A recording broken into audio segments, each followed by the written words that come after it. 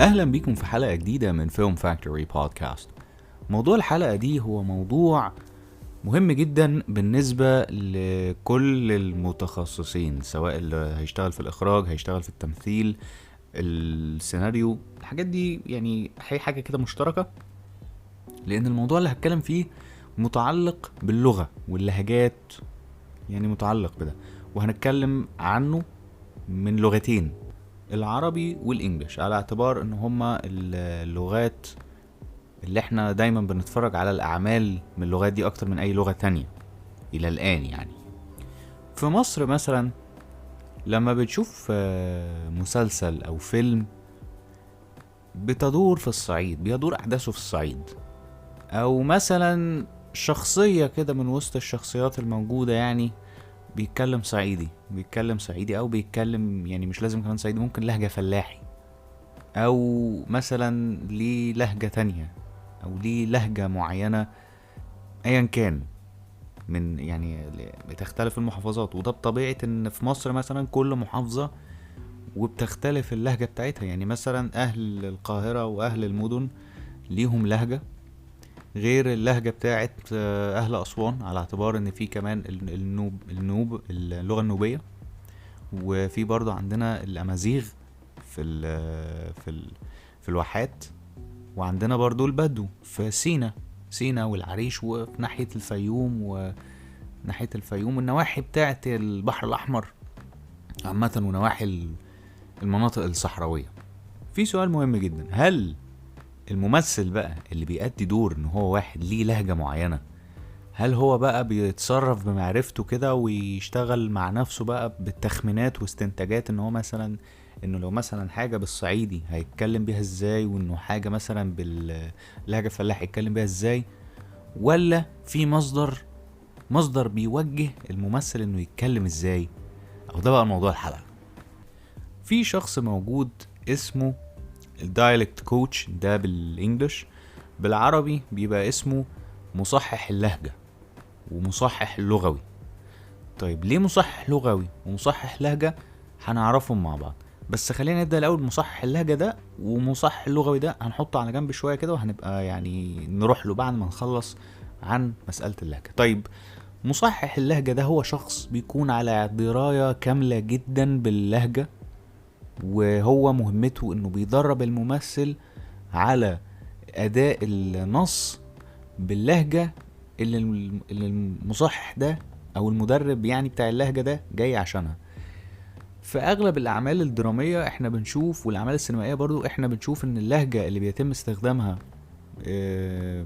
في الحوار بتكون صعيدي، سواء العمل صعيدي او ممكن يبقى فيه شخصية صعيدية مثلا موجودة في وسط اهل المدينة، يعني زي فكرة كده صعيدي في الجامعة الامريكية، اللي هو ايه، البطل بتاعنا هو الصعيدي بس، والباقيين بيتكلموا عادي القاهريين، لهجة اهل المدن بقى، القاهرة وكده يعني. او ممكن عمل كله صعايدة، ان هو باللهجة الصعيدية كلها. طيب اللي بيحصل بقى ايه، ان المفروض ان فيه مصحح لهجة، ده مهمته انه بيدرب الممثلين وبيوجههم، بيقول لهم ان مثلا النص اللي في السيناريو ده يقولوه ازاي. ده نمرة واحد.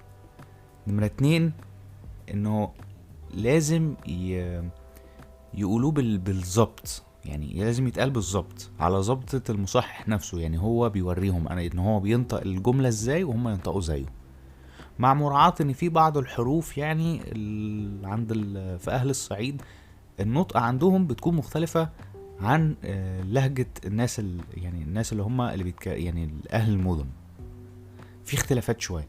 يعني عارف مثلا كان في محافظة من المحافظات بيقولوا على الجيم دال، يعني زي كده هدرس في كبير، اللي هو لما كل حاجة اي حاجة جيم يقول عليها دال، يا سيدوني. فاهم؟ فاهم انت يعني؟ فده عشان في فعلا كده من وسط محافظات الصعيد فعلا عندهم كده اللهجة كده، الجيم يقولوها دال. طب مين بيبقى المدرب ده؟ هو يعني هل ليه شرط معين انك تبقى مدرب لهجة؟ بص، هو اهم حاجة، وبالنسبة طبعا لهنا في مصر، هو اهم شيء ان المدرب اللهجة يكون حد فاهم اللهجة كويس وعارف يتكلمها بالبلدي كده، هو حد من المنطقة اللي هو بيعلم الممثلين بيها. يعني لو لهجة صعيدية طبيعي ان مدرب اللهجة هيكون من الصعيد فعارف اللهجة. وطبعا يعني نفس الكلام ينطبق على اللهجات المختلفة، لو مثلا في لهجة السيناوية اللهجة البدوية عامة، ومثلا اللغة الأمازيغية كمان المفروض انه ليها مدربها. طبعا هي لغة مش مستخدمة في مصر في الأعمال الفنية، يعني لم يتم استخدامها في أي عمل فني سوى عمل واحد، وكان مشهد عابر صغير جدا يعني، ولكن كان ليها مدرب درب الممثل على إلقاء الجمل الأمازيغية يعني. المهم الراجل ده بيكون موجود من أول التحضير للمسلسل، بيبقى موجود، دوره بينتهي مع آخر مشهد يتصور في العمل. وحاجة كمان مهمة بقى من ضمن الحاجات اللي بالنسبة لمصحح اللهجة دي مهمة، المصحح له نفس سلطة المخرج على حاجة واحدة. في اللوكيشن مفيش حد بيقول ستوب او كات غير المخرج. في بقى استثناء صغير، مصحح اللهجة له الحق ان هو اللي يقول كات او ستوب، اول ما يقولها كله ينفذ الامر على طول. وده بقى ليه؟ لان مصحح اللهجة هو لما بيركز في المشهد هو بيركز على اداء الجملة، يعني هو قال الجملة ازاي، ملوش دعوة طبعا بالاداء التمثيلي والفنيات بتاعة المخرج وطريقة التصوير وتوجيه الممثلين. دي مش يعني دي حتته كده على جنب، حتة المخرج كده على جنب. هو تركيز المصحح على الإلقاء بتاع النص نفسه، ان هو نطق اللهجة ازاي. يعني ممكن طبيعي ان الممثل يعني هو مش روبوت، يعني هو انسان، فطبيعي ممكن حاجة تقع منه، حاجة يقولها غلط، فالمصحح لا، ويقوم قايل له اعملها كذا كذا ويصحح له كده الكلام، والتيك تتعاد تاني، يعيدوا التيك تاني عشان خاطر يطلع النص سليم، لغويا سليم. وطبعا ايه اللي يخلي المخرج بقى يسمح لمصحح اللهجة ان هو اللي يقول ستوب؟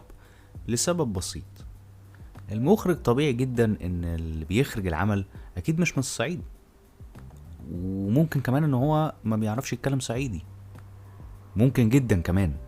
فطبيعي ان المصحح اللهجة هيبقى هو الادرى باللهجة، وهو الادرى بان النص يتقال ازاي بالصعيدي، فبالتالي بيسيب له المساحة في التعديلات. يعني لانه هتبقى مش حلوة مثلا ان انا كواحد مخرج مثلا اخلي الممثلين يمثلوا صعيدي وانا ما بفهمش اللهجة، وممكن تطلع اللهجة يعني غلط اللي الممثلين ادوا بيها الدور. فلا، لازم في حد يصحح على الكلام اللي بيتنطق اللي بيتقال. الكلام ده بالمناسبة ينطبق برضو بالنسبة في امريكا والاسبانيا، ان انت في مصحح لهجة، وده لطبيعة اختلاف اللهجات، وان كل لغة ليها لهجات برضو. يعني مثلا في الانجليش انت عندك اللهجة البريطانية واللهجة الامريكية واللهجة الكندية واللهجة الاسترالية لهجة جنوب افريقيا فيها اختلافات. وكمان امريكا الممثلين اللي فيها من مختلف البلاد، في منهم اللي بيمثلوا في افلام من انتاج امريكا بيبقوا منهم مثلا من بريطانيا او من استراليا او من كندا، فبيبقى محتاج حد معاه مصحح لهجة. المصحح ده هو اللي بيشتغل على انه يأدي الجملة ازاي باللهجة المطلوبة، لانه دايما الدور هيقوله ايه، يعمله باللهجة الامريكان، لانه يعني هو ده كده.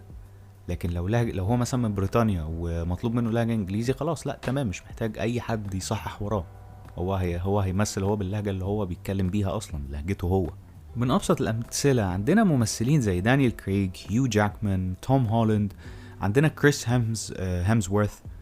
الناس دي مش امريكان، لكن هم من مثلا في اللي من بريطانيا وفي اللي من استراليا، فهم الانجليش بتاعهم اللي هو ايه، يعني مثلا الانجليش اللي هو البريتش، الانجليش اللي هو بيبقى البريتش التقيل ده، فبيكون موجود مصحح لهجة او دايلكت كوتش او مدرب لهجة بيساعدهم في ان هم ازاي يقولوا النص باللهجة الامريكان، عشان خاطر ان الدور هيقولك لازم تتكلم لهجة امريكان، طالما هو مطلوب كده يبقى لازم تعمل ده.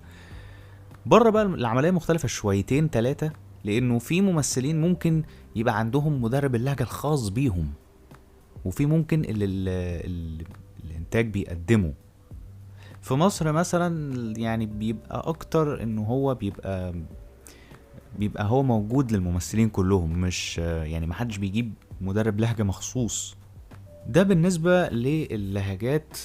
ونفس القصة على فكرة في الأعمال اللي في أسبانيا، اللي يمكن مش كل الناس تعرفوا إن اللغة الأسبانية دي في منها لهجات كتير جدا جدا بشكل مرعب. يعني انت عندك كل ولاية في أسبانيا لهجتهم مختلفة عن التانية، دي اللي هي اللهجة العامية بتاعتهم. ده غير اللهجة العامية اللي في المكسيك واللي في الأرجنتين واللي في دول أمريكا اللاتينية عامة، مختلفين تماما عن بعض من حيث نطق الكلام، مخارج الحروف عندهم، مخارج الألفاظ عندهم عاملة ازاي، واختلافات. ويقال انه في منهم اختلافات في معاني كلمات، انه ممكن كلمة عند لهجة ليها معنى وعند لهجة تانية ليها معنى عكس المعنى الأصلي. وده كلام يعني ممكن يبقى مؤكد عليه اللي بيدرس اللغة الأسبانية، هو اللي هيبقى عارف الكلام ده. أو لو في حد من اللي بيسمعني يعني هو انستراكتور للغة الأسبانية، هو هيبقى أكيد يعني فاهم اللي أنا بحاول أوصله، اللي بحاول أقوله. يعني احنا كده خلاص خلصنا الحديث بتاعنا عن مدرب اللهجة في العامية. تعالى بقى نتكلم على المصحح اللغوي، ان برضو بيكون ليه وجود في العمل الفني. طيب المصحح اللغوي مبدئيا، او اللغوي انا اسف، المصحح اللغوي بيكون موجود في كل المجالات.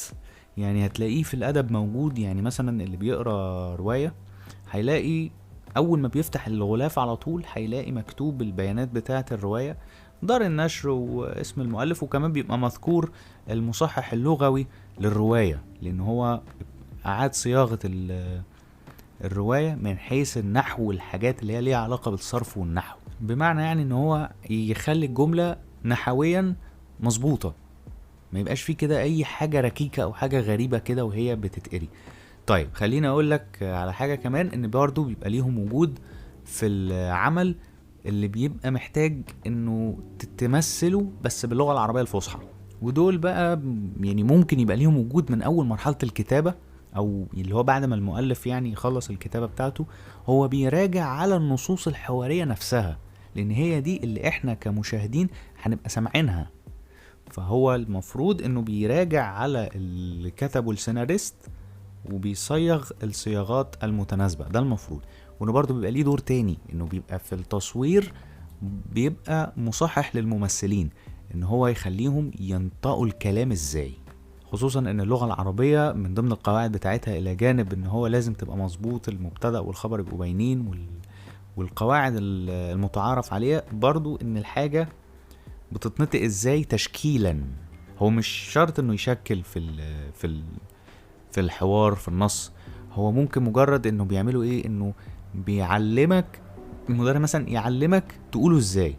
ما ينفعش ان انا اقوله كده زي ما هو، لا ليه طريقة معينة تشكيلا انه بيتقال ازاي، امتى هنا اقول الضمة والفتحة والكسرة. دي حاجات كلها بعرفها من المدرب اللغة او مصحح اللغة. يعني مصحح اللغة كمان بيكون موجود برضو في تسجيل الكتب الصوتية. طبعا احنا في دار النشر دلوقتي واخدة الاتجاه انها تحول الكتب بتاعتها الى نسخ صوتية، على اساس ان الناس ممكن تسمع الكتب بدل من انها تقراها.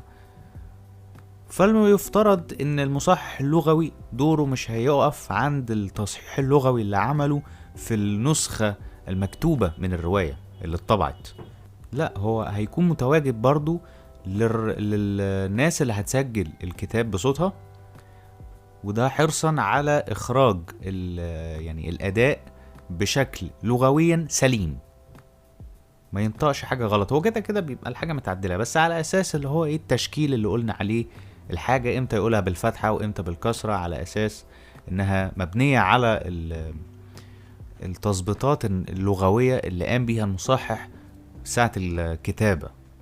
فطبعا دوره في بالنسبة للسينما والتلفزيون ما يختلفش كتير عن دوره برضو في الكتب الصوتية، هو بيكون متواجد علشان يساعد الممثلين في إخراج الجملة بالشكل المظبوط والشكل المتزن لغويا. طيب انت هتقولي هو في اصلا اعمال بتتعمل باللغة العربية الفصحى؟ موجود. انت عندك الافلام التاريخية والمسلسلات التاريخية، في منها تم تقديمها باللغة العربية الفصحى. في كمان السعودية في بعض الانتاجات ليهم عملوها باللغة العربية الفصحى، مش بس في الحاجات الكرتون اللي في قنوات الكرتون المملوكة للسعودية، لا في كمان بيتوجهوا لعمل اني الاعمال اللي هي الافلام والمسلسلات الانمي، بيحاولوا ياخدوا الاتجاه ليها.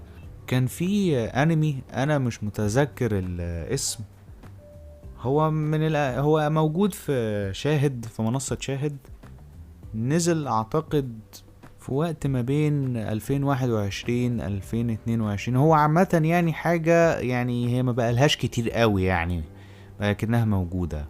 بس المهم اللي عايز اقوله ان هو برضو من الاعمال، يعني من ضمن اعمال كتير اتقدمت باللغة العربية الفصحى. وكده احنا عرفنا دور المدرب اللغوي ومدرب اللهجة او المصحح اللغوي ومصحح اللهجة.